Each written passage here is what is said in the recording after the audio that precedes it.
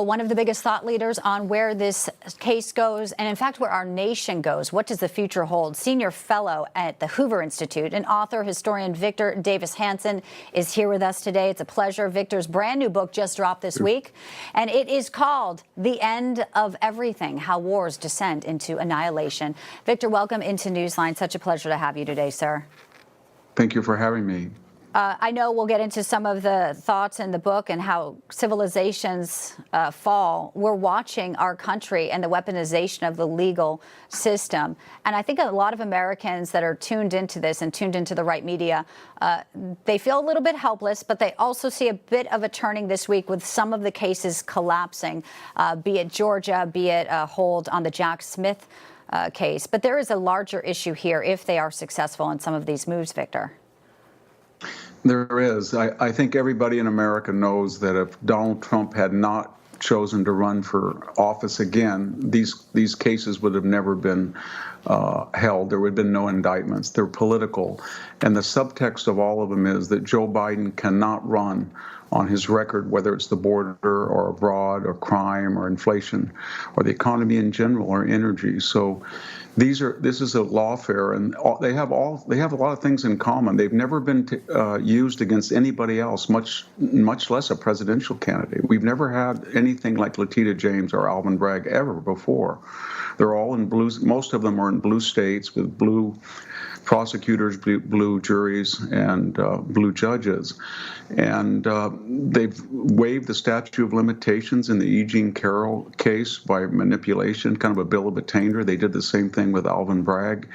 And everybody knows what's going on. It's designed to ruin the president physically, psychologically, financially, to gag him and to keep him off the campaign trail and run up $1 billion in fees and fines. And I think it's boomeranging because people and Americans have an innate sense of justice, and this is a miscarriage. And final thing is we have no moral authority to lecture people in Africa, Asia, or Latin America, as is our custom, about jurisprudence and the rule of law. We've lost all credibility, tragically. And I think, too, if they thought this was going to work, maybe they've met their match. Donald Trump does have the money to come up against the government like other Americans would not, as we know. But also the fact that he just will not stop, even under the gag order. Let's play a little bit of what he says, because I think he wants Americans to know the facts, which are being not shown in some big media. Here is Donald Trump this morning. I have some articles that came out this morning. Jonathan Turley, the predominant question in the Manhattan hush money trial of former President Donald Trump is not one of guilt, but something far more basic. Is the District Attorney Alvin Bragg's case a joke? Is it a prank? Is it a farce?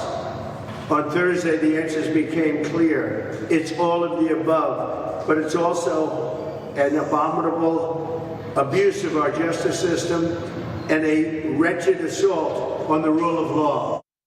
So you can scream it from the rooftops. You could write books about it, as you have. Everyone is pointing it out. But there is this process that continues. Do you think we will see Donald Trump be convicted here? And is it going to just take the outcome of the next election to right some of the wrongs you have pointed out with the weaponization and how deep it has seeped into our nation and our institutions, Victor? Well, to answer your second question first, the next election could right it, but it requires increase in the margin of the House. The Republicans will have to win the Senate.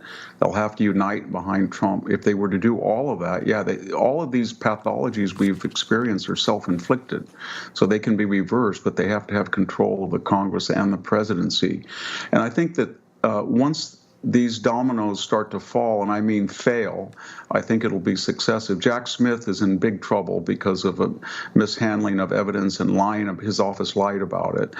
Fani Willis, no explanation there that she may be removed from the case. If she's removed from the case, I don't think any other jurisdiction will want to come in and handle it. Alvin Bragg had to have the White House send in one of their top DOJ lawyers to rescue this case. And in addition to that, we know that Nathan Wade had talked to the White House counsel. Joe Biden was rumored to be angry that they hadn't indicted Biden. So